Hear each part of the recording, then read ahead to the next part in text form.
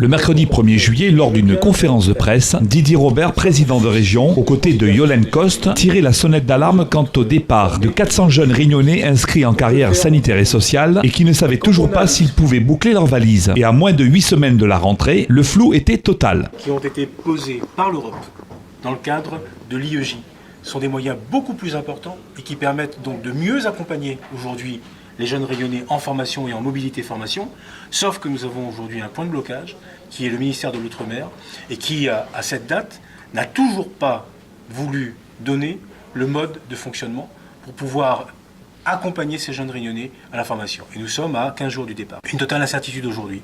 Des jeunes qui ont monté leur dossier, qui sont effectivement dans l'attente, qui se sont déjà inscrits sûrement en métropole pour pouvoir devenir infirmier, pour pouvoir devenir kiné, pour pouvoir suivre une formation et qui, à cette date-là, ne savent absolument pas ce qu'il faut faire. Donc je lance un appel au gouvernement pour lui dire, et au ministre de l'Outre-mer, pour lui dire, donnez-nous le mode opératoire aujourd'hui, dites-nous de manière claire ce que vous souhaitez pour que la région puisse adapter son dispositif par rapport au financement européen. Aujourd'hui, il faut bien comprendre une chose, c'est que le nouveau dispositif européen est beaucoup plus avantageux pour la Réunion. Jusqu'à maintenant, ces dispositifs étaient financés à hauteur de 70%. Depuis un an maintenant, l'Europe a accepté, en comprenant les difficultés qui sont celles de la Réunion et des Réunionnais qui souhaitent partir en mobilité, de monter le niveau d'intervention européen jusqu'à 92%. Nous ne pouvons pas passer à côté de cette opportunité. Donc il faut que chacun prenne ses responsabilités. Il faut que le gouvernement aujourd'hui et le ministère de l'Outre-mer acceptent d'activer les mécanismes pour que nous puissions, à la Réunion, bénéficier de ce dispositif européen, qui est encore une fois un dispositif particulièrement intéressant pour tous les Réunionnais, qui va nous permettre d'augmenter le nombre de formations et peut-être diversifier davantage également ces formations. Le mécanisme qui a été choisi, c'est celui aujourd'hui de l'interface entre Paris et Bruxelles, et la région Réunion n'est finalement aujourd'hui que, j'allais presque dire, spectateur dans le cadre des décisions qui peuvent être prises. Nous avons toujours, à la région Réunion, fait le choix d'accompagner les Réunionnais en formation, parce que nous considérons que la formation professionnelle, que ce soit ici à la Réunion, que ce soit dans le cadre de la mobilité, que c'est un élément essentiel si l'on veut faire en sorte que les Réunionnais soient mieux formés, mieux qualifiés et qu'ils aient une vraie perspective d'emploi. Donc c'est pour nous une priorité. Mais nous avons besoin pour cela, encore une fois, que l'ensemble du dispositif fonctionne.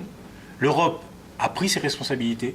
Il faut maintenant que le ministère de l'Outre-mer prenne également ses responsabilités et accepte d'être dans cette démarche de cohérence pour que Europe, Paris et la Réunion, que nous fonctionnons ensemble dans le cadre de l'intérêt général et pour les jeunes réunionnais. Dans sa réponse à Didier Robert, Georges Paul-Angevin, ministre des Outre-mer, a tenu à rappeler, je cite, que depuis 2014, la région Réunion s'est désengagée de l'accompagnement de ces jeunes en supprimant les prestations relevant de sa compétence qu'elle assurait jusqu'alors. Et de préciser que dans ce contexte, elle avait donné instruction au préfet de mobiliser les crédits de l'IEJ. Ces crédits couvriront l'essentiel de la part jusqu'ici supportée par la région. Ils seront mis en œuvre dans le cadre d'une convention tripartite entre l'État, l'ADOM et la région, dès lors que cette dernière reviendra sur sa décision de ne pas la signer. Fin de citation. 2 jours après avoir tiré la sonnette d'alarme, l'équipe de la région peut rassurer aujourd'hui les 400 étudiants en carrière sanitaire et sociale, ainsi que leurs familles. En effet, Dominique Sorin, préfet de région, a réuni le conseil régional, l'ADIECT et l'ADOM. Et c'est donc Yolène Coste, vice-présidente de la région déléguée à la continuité territoriale et à la mobilité, d'annoncer les bonnes nouvelles. Premièrement, les 400 jeunes en carrière sanitaire et sociale pourront partir comme prévu en métropole ou en Belgique à la rentrée. Je cite Madame Coste, les dossiers des nouveaux entrants seront bien constitués auprès de l'ADOM. Deuxièmement, la région Réunion pourra elle-même faire appel à l'IEJ sans passer par le ministère de l'Outre-mer et profiter ainsi de la participation de l'Europe à hauteur de 92% sur les frais de vie. Troisièmement, la liste des jeunes et leurs RIB seront bien transmis à la pyramide inversée par l'ADOM, ce qui permettra à la région de rémunérer directement les étudiants de 3e année sans avoir à transiter par l'agence pour la mobilité et sans craindre une rupture dans les paiements. Tous ces différents engagements seront actés lors de la prochaine réunion prévue le mercredi 8 juillet 2015.